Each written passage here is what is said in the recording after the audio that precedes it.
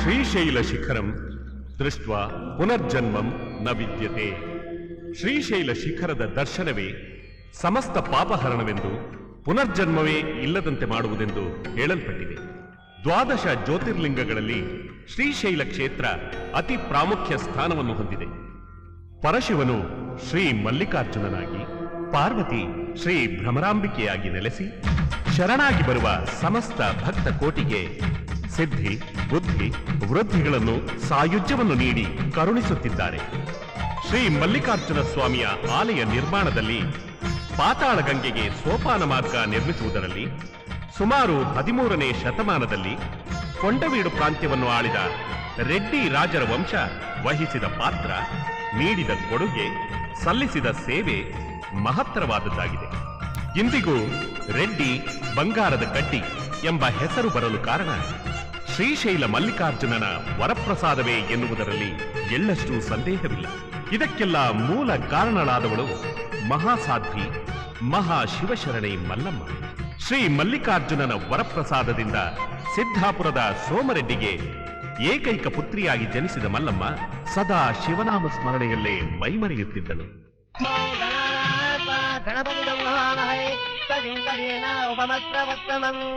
ಜ್ಯೇಷ್ಠರಾಜಂ ಬ್ರಹ್ಮಣ ಬ್ರಹ್ಮಣಸ್ಪದಃ ಆನಶ್ಚಿನ್ವನ್ನೋತಿವಿಶ್ರೀದಸಾಧನಂ ಶ್ರೀಮನ್ಮಹಾಗಣಪತಯೇ ನಮಃ.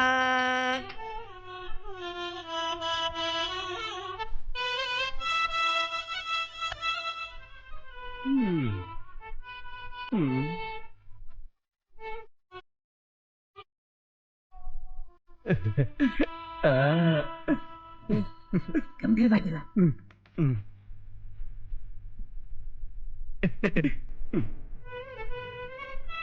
ಭರಮಣ್ಣ, ಮಾಂಗಲ್ಯ ತಗೋಪ. ನಾನ್ ಮಂತ್ರ ಹೇಳ್ತೀನಿ, ನೀನ್ ಮಾಂಗಲ್ಯ ಕಟ್ಟು.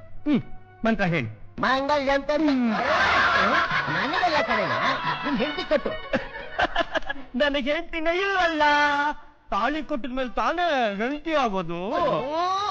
ಶಿವ ಶಿವ ಶಿವ ಶಿವ, ನನ್ ತಲೆ ತಿಂಬರಯ್ಯ, ನನ್ನ ತಲೆ ತಿಂಬರಯ್ಯ. ಮಲ್ಲ ತಾಯಿ ತಾಳಿ ಕಟ್ಟಯ್ಯ. ಓ, ಏನಯ್ಯ ನೀ ಹೇಳೋದು? ಮಲ್ಲಮ್ಮ ತಾಯಿ ತಾಳಿ ಕಟ್ಟೋದ? ನಿನಗೆ ಬುದ್ಧಿಗಿದೆ ಇದೆಯಾ ಇಲ್ವೋ? ಅಮ್ಮ ನೋಡಮ್ಮ. ಶಿವ ಶಿವ, ನೀನೇ ಕಾಪಾಡ್ಬೇಕಪ್ಪ. ನೋಡಪ್ಪ, ನೀನ್ ಪಕ್ಕದಲ್ಲಿ ಕೂತಿರೋ ಮಲ್ಲಮ್ಮಂಗ್ ತಾಳಿ ಕಟ್ಟು. ಹೇಳ್ಬೇಕು, ಏನೇ ಹೇಳಿದ್ರು ಸರಿಯಾಗಿ ಹೇಳ್ಬೇಕು. ಆಯ್ತಪ್ಪ, ಆಕೆಗೆ ತಾಳಿ ಕಟ್ಟು. ಗಟ್ಟಿ ಬೇಡ, ಗಟ್ಟಿ ಬೇಡ. ಓಂ ಮಾಂಗಲ್ಯಂ ತಂತು ನಾನೇನ ಮಮ ಜೀವನ ಹೇತುನಾ ಕಂಠೆ ಬದ್ನಾಮಿ ಶುಭಗೆ ಗಂಟೆ ಮಾಂಗಲ್ಯ ಧಾರಣ ಮುಹೂರ್ತೋ ಸುಮುಹೂರ್ತೋಸ್ತು.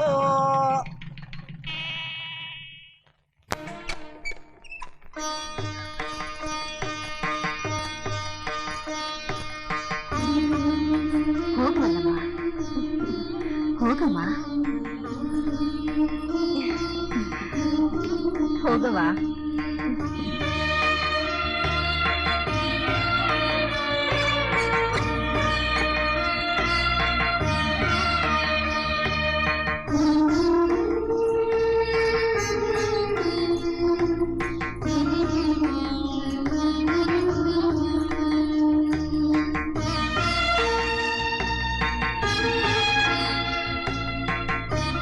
ಹಾಲು ತಗೊಳ್ಳಿ. ಕೊಡಿ. ಇದು ನೀನ್ ಮಲ್ಗೋ ಕೋಣೆನಾ? ಗೊತ್ತಿಲ್ಲದೆ ನಾನಿಲ್ಲಿ ಬಂದ್ಬಿಟ್ಟೆ. ನಾನು ಹೊರಗಡೆ ಹೋಗ್ತೀನಿ, ನೀನ್ ಇಲ್ಲೇ ಮಲಿಕೋ. ಅಂದಾಗೆ ಹುಷಾರು, ಈ ತಿಂಡಿ ಎಲ್ಲ ತಿನ್ಬೇಡ. ಲೆಕ್ಕ ಹಾಕಿಟ್ಟಿದ್ದಾರೆ. ಇದು ನಾವಿಬ್ರು ಮಲಗೋ ಕೋಣೆ. ತಗೊಳಪ್ಪ, ಇಬ್ರುನಾ? ಅದ್ ಹೇಗಾಗುತ್ತೆ? ನೀನ್ ಹೆಣ್ಣು, ನಾನ್ ಗಂಡು ಅಲ್ವಾ? ಅಲ್ಲ, ನಾನು ನಿಮ್ ಹೆಂಡತಿ, ನೀವು ನನ್ನ ಪತಿ. ಓ ಹೌದಲ್ವಾ? ಗಂಡ ಹೆಂಡತಿ ಆದ್ಮೇಲೆ ಇಬ್ರು ಒಂದೇ ಕಡೆ ಮಲಗ್ಬೇಕಂತೆ, ನಮ್ಮ ಅಪ್ಪ ಅಮ್ಮನ್ ತರ. ಕೂತ್ಕೋ ಬಾ. ಹಾಲು ತಗೊಳ್ಳಿ.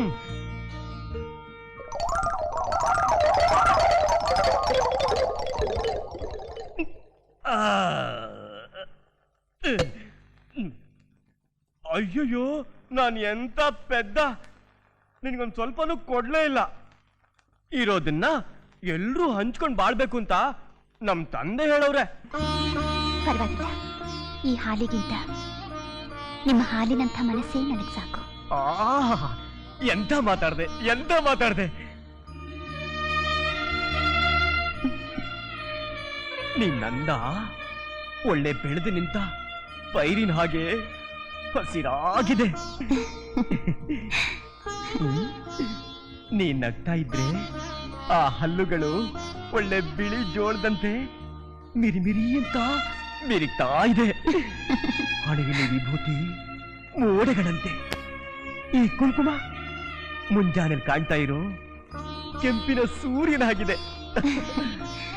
ಒಟ್ನಲ್ಲಿ ಹೇಳ್ಬೇಕು ಅಂದ್ರೆ ನೀನು ನನಗಿಂತ ತುಂಬಾ ಚೆನ್ನಾಗಿದೀಯ. ಆದ್ರೆ ನಿಮ್ಮ ಗುಣ, ನಿಮ್ಮ ಮುಗ್ಧ ಸ್ವಭಾವದ ಅಂದವೇ ನಿಜವಾದ ಅಂದ. ನಾನು ಏನ್ ಹೇಳಿದ್ರು ನನ್ನೇ ಹೊಗಳ್ತಾ ಇದೆಯಲ್ಲ. ಹೊತ್ತಾಯ್ತು, ನನಗೆ ಕಣ್ಣೆಳಿತಾ ಇದೆ, ನಾನು ಮಲ್ಕೋತೀನಿ, ಹೋಗು.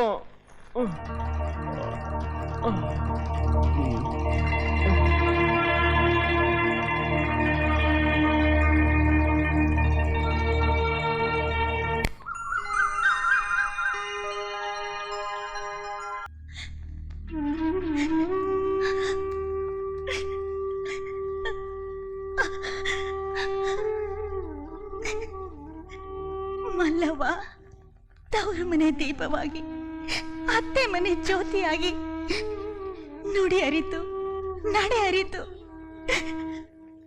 ಬಾಳು ಕಂದ.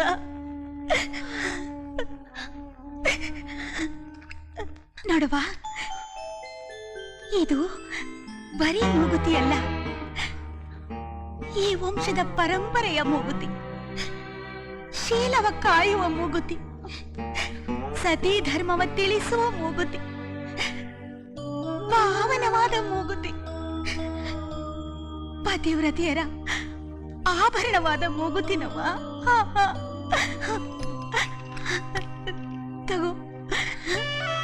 ತಗೊಳವ. ಅಮ್ಮ, ಅಮ್ಮ, ಮಗಳ ಬಾಳು ಪನ್ನೀರಿನ ಮಳೆಯಾಗಲಿ ಎಂದು ಕಳಿಸಬೇಕಾದ ಸಮಯದಲ್ಲಿ ಕಣ್ಣೀರು ಸುರಿಸಿ ಕಳಿಸೋದು ಸರಿಯಲ್ಲಪ್ಪ. ನೋಡಮ್ಮ, ಈ ಕಣ್ಣೀರಿನಲ್ಲಿ ಸಂತೋಷ ಸಂಕಟ ಎರಡೂ ಸೇರಿವೆ. ಕನ್ಯಾಸರೆ ಬಿಡಿಸಿದ ಸಂತೋಷ ಒಂದು ಕಡೆ ಆದ್ರೆ, ಹೆತ್ತು ಹೊತ್ತು ಸಾಕಿ ಸಲಹಿದ ಮಗಳನ್ನ ಬಿಟ್ಟಿರ್ಬೇಕಲ್ಲ ಅನ್ನೋ ಸಂಕಟ ಇನ್ನೊಂದು ಕಡೆ. ಅಪ್ಪ,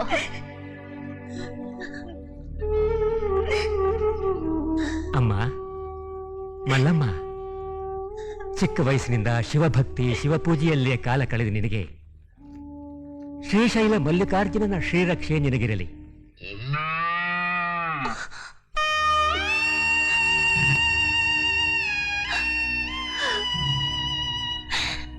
ಗೋಮಾತೆ,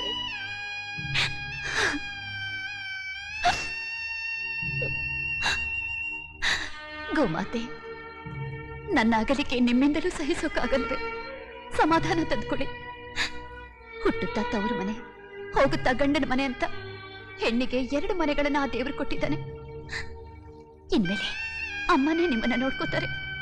ನನ್ನ ಯೋಚನೆಯಲ್ಲೇ ಕೊರಗಬೇಡಿ. ನನ್ನ ಕರ್ತವ್ಯ ನಾನು ಹೇಗೆ ಪಾಲಿಸಬೇಕು, ನಿಮ್ಮ ಕರ್ತವ್ಯನೂ ಹಾಗೆ ಪಾಲಿಸಿ. ಮಲ್ಲಮ್ಮ, ರಾಹುಕಾಲ ಬಂದ್ಬಿಡುತ್ತೆ, ಬಾಮ್ಮ ಹೋಗೋಣ. ಹೆತ್ತ ತಾಯಿ ಕಣ್ಣೀರಿಟ್ಟಾಗ ನನಗಳು ಬರಲಿಲ್ಲ. ಆದ್ರೆ ಆದ್ರೆ ನಿಮ್ಮ ಮೂಕ ವೇದನೆ ನೋಡಿದಾಗ ಅಳೋಕೆ ಬರ್ತಾ ಇದೆ.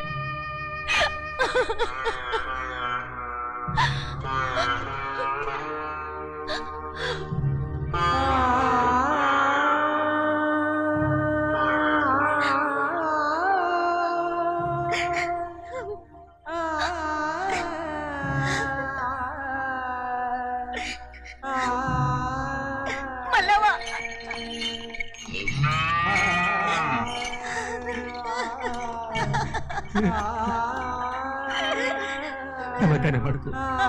ಸಮಾಧಾನ ಮಾಡು.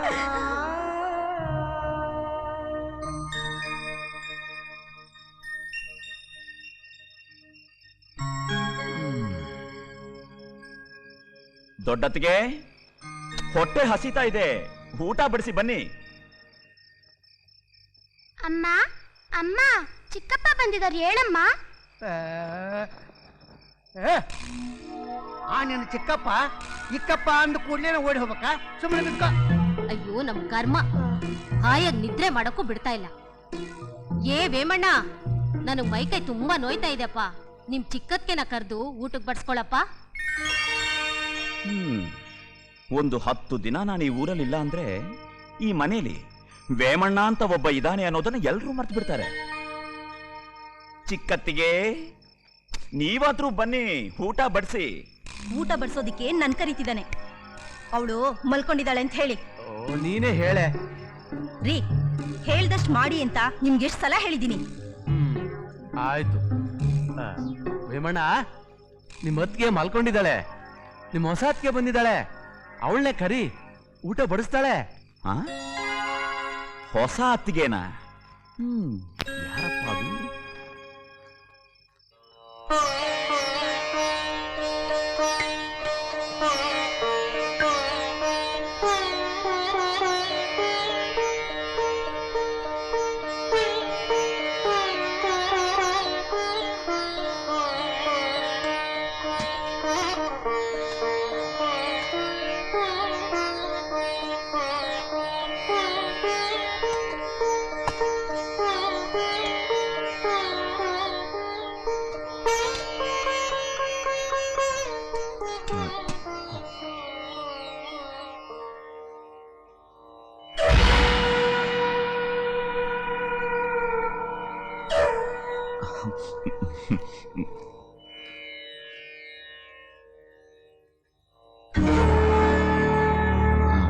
ನೋಡಿ, ಊಟ ಮಾಡುವಾಗ ನೋಟ ಊಟದ ಮೇಲೆ ಇರಬೇಕು. ಬೇರೆ ಕಡೆ ಇದ್ರೆ ಬಾಯಿಗೆ ಸೇರೋ ತುತ್ತು ನೆಲದ ಮೇಲೆ ಬೀಳುತ್ತೆ.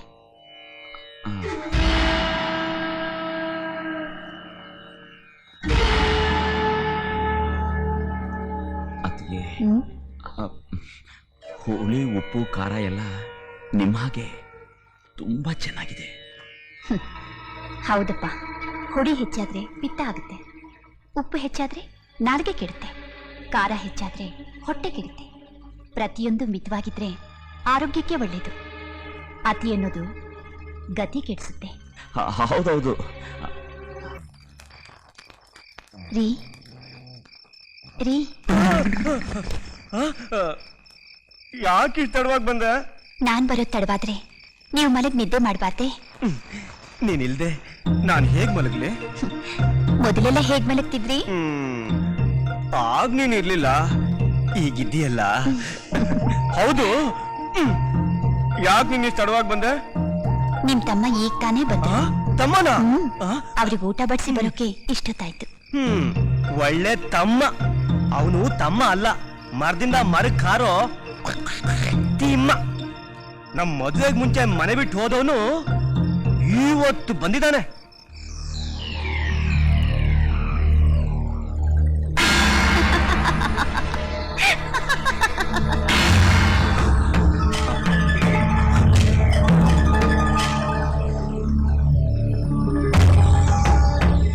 ಇದೇನಿದು? ನನ್ನ ಭ್ರಾಂತಿನ? ನನ್ನ ಭಾವನೆನಾ? ಅತ್ತಿಗೆನ ಈ ರೀತಿ ಕಾಮುಕ ದೃಷ್ಟಿಯಲ್ಲಿ ನೋಡೋದು ನ್ಯಾಯನ?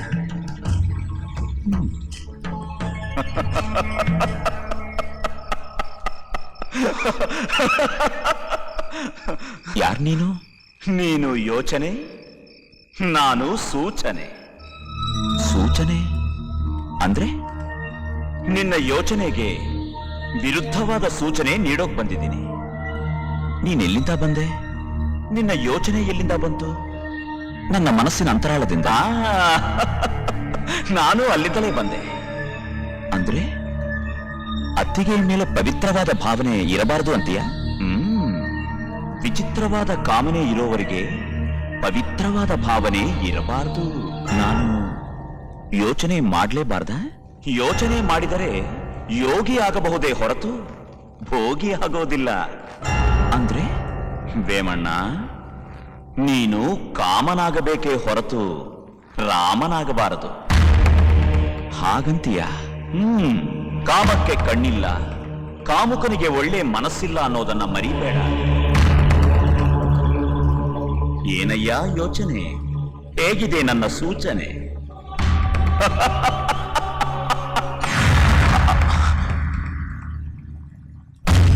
ಯೋಚನೆ ಮಾಡಿದರೆ ಯೋಗಿ ಆಗಬಹುದೇ ಹೊರತು ಭೋಗಿ ಆಗೋದಿಲ್ಲ. ಯೋಚನೆ ಮಾಡಿದರೆ ಯೋಗಿ ಆಗಬಹುದೇ ಹೊರತು ಭೋಗಿ ಆಗೋದಿಲ್ಲ.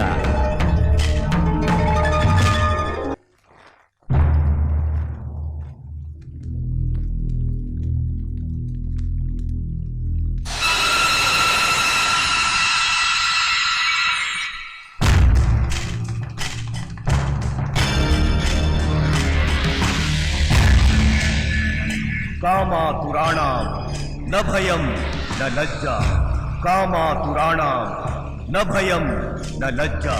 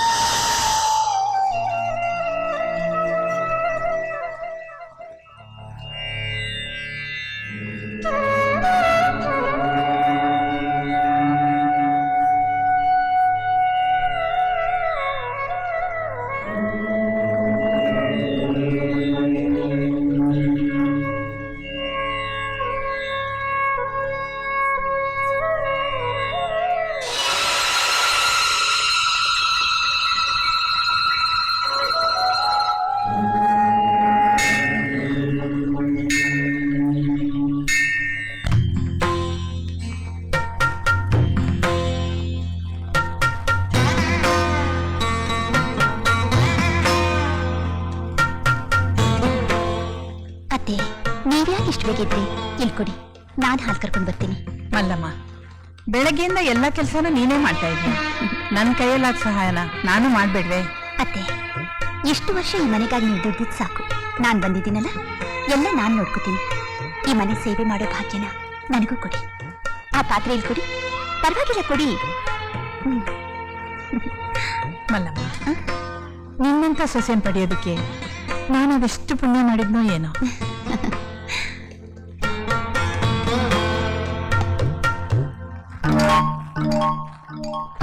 ಸಾವಿತ್ರಿ, ಏ ಗಾಯತ್ರಿ, ಮನೆ ಕೆಲಸ ಮಾಡದೆ ಇನ್ನು ದಿಂಬ್ರಂಗ ಅಂತ ಮಲಗಿದಿರಲ್ಲ, ಎದ್ದು ಬಂಡ್ರೆ.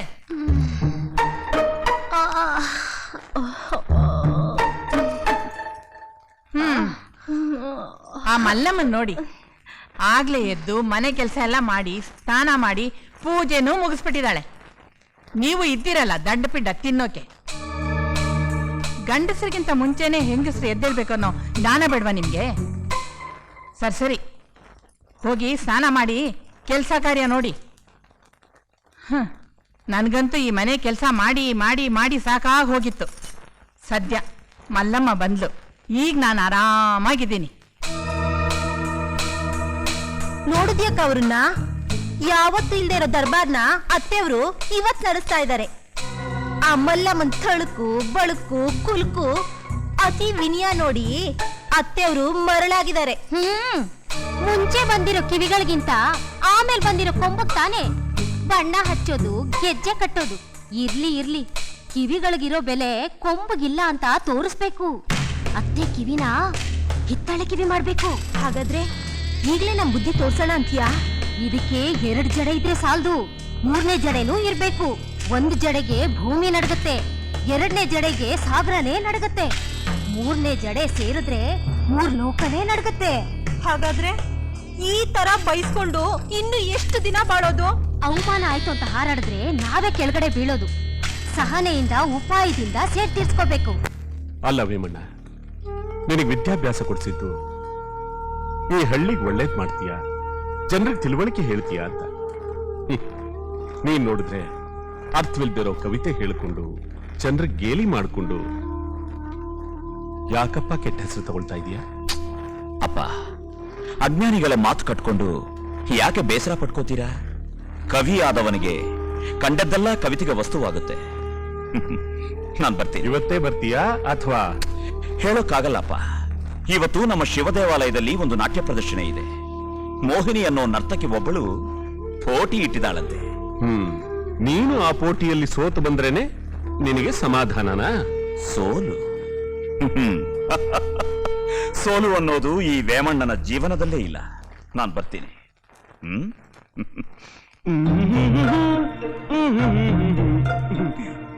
ಅಪ್ಪ, ಇವತ್ತು ಆಳುಗಳನ್ನ ಬರಕ್ ಹೇಳಿದೀನಿ. ನಾನು ಹೊಲಕ್ಕೆ ಹೋಗಿ ಕಳೆ ಕೀಳ್ಸ್ ಬರ್ತೀನಿ. ಒಳ್ಳೇದು, ಹೋಗು. ನಾನು ಆಮೇಲೆ ಬರ್ತೀನಿ. ಬೇಡಪ್ಪ, ಈ ಉರಿ ಬಿಸಿಲಲ್ಲಿ ನೀವ್ಯಾಕೆ ಬರ್ಬೇಕು? ಮಹಾರಾಜರ ತರ ನೀವ್ ಮನೆಯಲ್ಲೇ ಕೂತ್ಕೊಂಡಿರಿ. ಮಹಾರಾಜ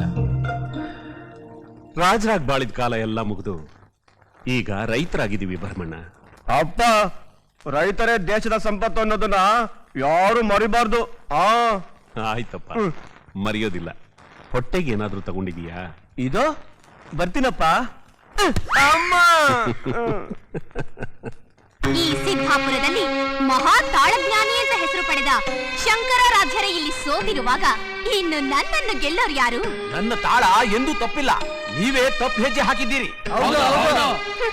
ನನ್ನ ಹೆಜ್ಜೆ ಎಂದಿಗೂ ತಪ್ಪಾಗಲಾರದು. ಅದು ಅಲ್ಲದೆ ಹೆಜ್ಜೆಗೆ ತಕ್ಕ ತಾಳ ಹಾಕಬೇಕೇ ಹೊರತು ತಾಳಕ್ಕೆ ತಕ್ಕ ಹೆಜ್ಜೆ ಹಾಕೋದಲ್ಲ. ಮೋಹಿನಿಯವರೇ,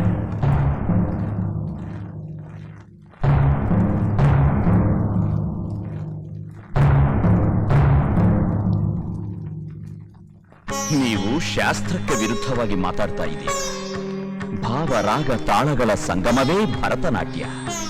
ಲಯಕ್ಕೆ ಅನುಗುಣವಾಗಿ ಹೆಜ್ಜೆ ಚಲಿಸಬೇಕೇ ಹೊರತು ಹೆಜ್ಜೆಗೆ ಅನುಗುಣವಾಗಿ ತಾಳ ಇರುವುದಿಲ್ಲ. ನೃತ್ಯವಾಗಲಿ ಗಾನವಾಗಲಿ ಲಯಪ್ರಧಾನ ಎಂದು ಶಾಸ್ತ್ರದ ನಿಯಮ. ನಿಮ್ಮ ಶಾಸ್ತ್ರ ಹಾಗಿರಬಹುದು, ಆದರೆ ನನ್ನ ಸಂಪ್ರದಾಯ ಹೀಗೇನೆ. ನಿಮ್ಗೆ ಸಾಮರ್ಥ್ಯ ಇದ್ರೆ ನನ್ನ ಮಗಳ ಜೊತೆ ಈ ಪೋಟಿಲ್ ಭಾಗವಹಿಸಿ ನೋಡೋಣ. ಇಲ್ಲ ಅಂದ್ರೆ ಸುಮ್ಮನಿದ್ ಬಿಡಿ. ಕೈಲಾಗದವನು ಮೈಯೆಲ್ಲ ಪರ್ಚ್ಕೊಂಡ ಅಂತ ಸುಮ್ಮನೆ ವಾದ ಮಾಡಬೇಡಿ. ನನ್ನನ್ನ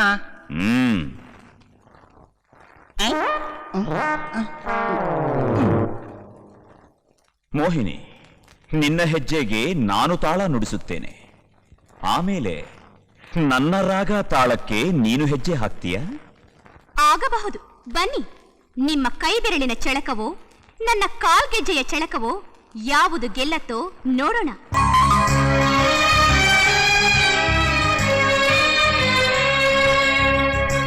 ನಿಮ್ಮ ಕೈಯಲ್ಲಿ ಇಷ್ಟು ಚಳಕವಿದೆ ಅಂತ ನಾನು ತಿಳಿದಿರಲಿಲ್ಲ.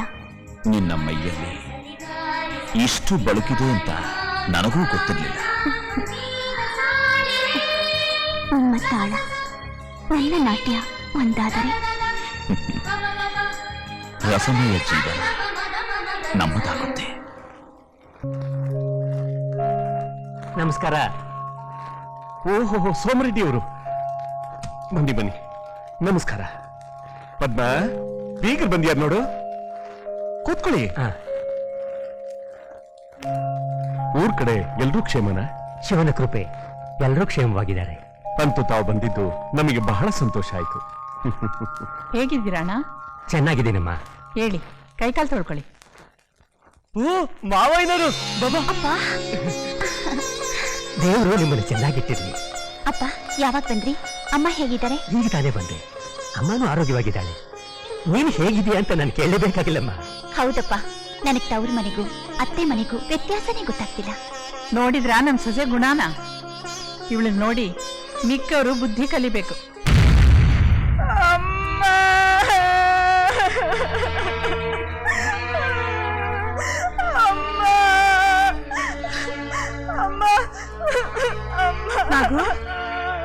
ಆಗ್ತಾ ಇದೆಯಾ?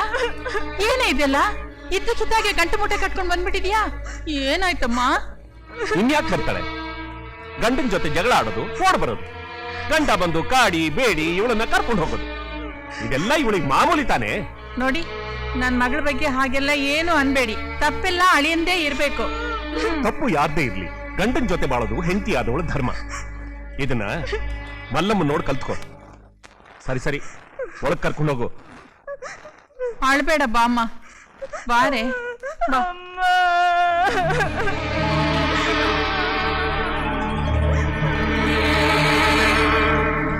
ಅಕ್ಕ, ಉಗುರು ಸುತ್ತಿನ ಮೇಲೆ ಒಂಕೆ ಪೆಟ್ಟು ಅನ್ನೋ ಹಾಗೆ ಈ ನಾಗಮ್ಮ ಬೇರೆ ಬಂದಿದ್ದಾಳಲ್ಲ. ಈ ಮಲ್ಲಮ್ಮನ್ ಕಾಟನೇ ತಡಿಯಕ್ಕಾಗ್ತಿಲ್ಲ. ಇನ್ನಿವಳು ಅದೇನೇನ್ ತಂಟೆ ತಕರಾರು ಮಾಡ್ತಾಳೋ ಏನೋ. ಗಾಯತ್ರಿ, ನಾಗಮ್ಮ ಬಂದಿದ್ದು ಒಳ್ಳೇದೇ ಆಯ್ತು. ಈಗ ನಮಗೆ ನಾಗಮ್ಮನೇ ನಾಗಾಸ್ತ್ರ. ಆ ಅಸ್ತ್ರನ ಮಲ್ಲಮ್ಮನ ಮೇಲೆ ಯಾವ ರೀತಿ ಪ್ರಯೋಗ ಮಾಡ್ತೀನಿ ಅಂತ ನೋಡ್ತಾ ಇರು.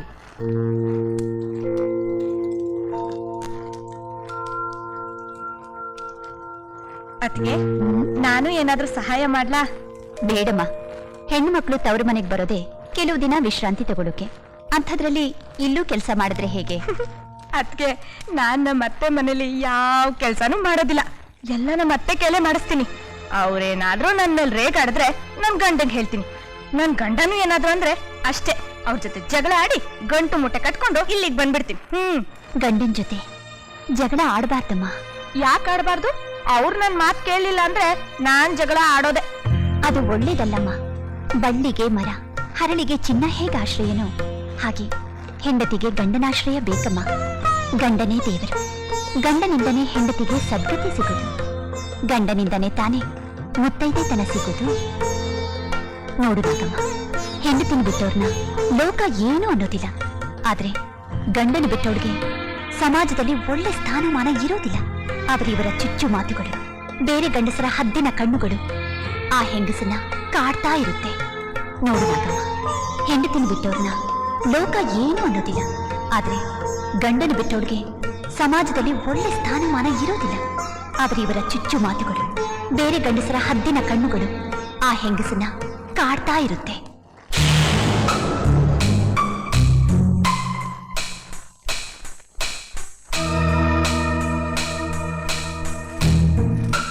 ನಾಗಮ್ಮ, ಏನಮ್ಮ ಯೋಚನೆ ಮಾಡ್ತಿದ್ಯಾ? ಮಲ್ಲಮ್ಮತ್ಗೆ ಹೇಳಿದ ವಿಷಯದ ಬಗ್ಗೆ ಯೋಚನೆ ಮಾಡ್ತಾ ಇದ್ದೀನಿ. ನಾಗಮ್ಮ, ಅವಳ ಉಪದೇಶ ಕೇಳಿದ್ರೆ ನೀನು ಉದ್ಧಾರ ಆಗಲ್ಲ ಬಿಡು. ಯಾಕದ್ಕೆ ಹಾಗೆ ಹೇಳ್ತೀರಾ? ಪತಿ ಸೇವೆ ಬಗ್ಗೆ ಮಲ್ಲಮ್ಮತ್ಗೆ ಹೇಳಿದ್ದು ನಿಜ ಅಂತ ಅನ್ಸುತ್ತೆ. ನಮ್ಮ ಉದ್ಧಾರಕ್ಕೆ ಪತಿ ಸೇವೆ ತಾನೇ ಆಧಾರ. ಅದು ನಿನ್ನ ಉದ್ಧಾರಕ್ಕಲ್ಲ, ಅವಳು ಉದ್ಧಾರಕ್ಕೆ. ಅಂದ್ರೆ ನೋಡು ನಾಗಮ್ಮ, ನಿನಗೆ ಪತಿ ಸೇವೆ ಬಗ್ಗೆ ಹೇಳಿ ತಲೆ ಕೆಡಿಸಿದ್ರೆ ನೀನು ನಾಳೆನೆ ಅತ್ತೆ ಮನೆ ಹೋಗ್ತೀಯ, ಹೌದು ತಾನೇ? ಹೌದು, ಅದು ಒಳ್ಳೇದೇ ತಾನೇ? ನೀನ್ ತಲೆ, ನೀನ್ ಆ ಥರ ಹೋದ್ರೆ ನಿನ್ ಕಾಟ ಅವಳು ತಪ್ಪುತ್ತಲ್ಲ. ಈ ಪೀಡೆ ಬಂದು ಉಕ್ಕರಿಸ್ಕೊಳ್ತಲ್ಲಪ್ಪ ಅಂತ ನಿನ್ನ ಒಳ್ಳೆ ಮಾತ್ನಲ್ಲೇ ಇಲ್ಲಿಂದ ಸಾಗ್ ಹಾಕ್ಬೇಕು ಅಂತ ಈ ತರ ಉಪದೇಶ ಮಾಡಿದಾಳೆ. ನಿಮ್ ತಾಯಿನ ತನ್ನ ಕೈಗೆ ಹಾಕೊಂಡು ನಮ್ಮನ್ನೇ ಅವಳು ಗೋಳ್ ಹೊಯ್ಕೋತಿದ್ದಾಳೆ. ಇನ್ನು ನಿನ್ನ ಸುಮ್ನೆ ಬಿಡ್ತಾಳ? ನಿನ್ನ ಗೋಳ್ ಹಿಡ್ಕೊಂಡ್ರೆ ನಿಮ್ ತಾಯಿ ಸುಮ್ನೆ ಇರ್ತಾರ? ಅದಕ್ಕೆ ಈ ದಾರಿ ಹುಡುಕಿದಾಳೆ ಆ ಮಳ್ಳಿ ಮಲ್ಲಮ್ಮ. ಅವಳು ಸಾಮಾನ್ಯದವಳಲ್ಲ. ಹಾಲ್ನಲ್ಲಿ ವಿಷ ಬೆರೆಸುವಂತ ಬುದ್ಧಿ ಅವಳದು. ಒದ್ದೆ ಬಟ್ಟೆಲಿ ಮಚ್ಚು ಸುತ್ತಿ ಕತ್ತು ಕೊಯ್ಯೋಳವಳು. ಹೌದಾ? ನಗ್ತಾ ನಗ್ತಾನೆ ನಮ್ಮೇಲೆ ಸೇರ್ ತೀರ್ಸ್ಕೊತಿದ್ದಾಳೆ. ಈಗ ನಾನ್ ಏನ್ ಮಾಡ್ಬೇಕು? ನಿಮ್ ತಾಯಿ ಹತ್ರ ಮಲ್ಲಮ್ಮನ್ ಮೇಲೆ ಚಾಡಿ ಹೇಳ್ತಾನೆ ಇರು. ನಾವಿಬ್ರು ಅದಕ್ಕೆ ತಾಳ ಹಾಕ್ತಾನೆ ಇರ್ತೀವಿ. ಮಲ್ಲಮ್ಮ ಇಷ್ಟು ಕೆಟ್ಟವಳು ಅಂತ ನೀವ್ ಹೇಳದ್ಮೇಲೆನೆ ನನಗ್ ಗೊತ್ತಾಗಿತ್ತು. ಅದಕ್ಕೆ ಅಂತ ಕಾಣುತ್ತೆ ನನ್ನ ಇಲ್ಲಿಂದ ಸಾಗ್ ಹಾಕ್ಬೇಕು ಅಂತ ಅಷ್ಟೆಲ್ಲ ಪುರಾಣ ಹೇಳಿದ್ಲು. ಮಾಡ್ತೀನಿ. ಈ ನಾಗಮ್ಮ ಎಂಥೋಳು ಅಂತ ಆ ಮಲ್ಲಮ್ಮಂಗ್ ಅರ್ಥ ಆಗೋ ತರ ಮಾಡ್ತೀನಿ. ಸ್ವಾಮಿ, ಇದೇಕೆ ಈ ರೀತಿ ನಗುತ್ತಿದ್ದೀರಿ? ನಾರಿ ಮುನಿದರೆ ಮಾರಿ, ನಾರಿ ಒಲಿದರೆ ಸ್ವರ್ಗಕ್ಕೆ ದಾರಿ.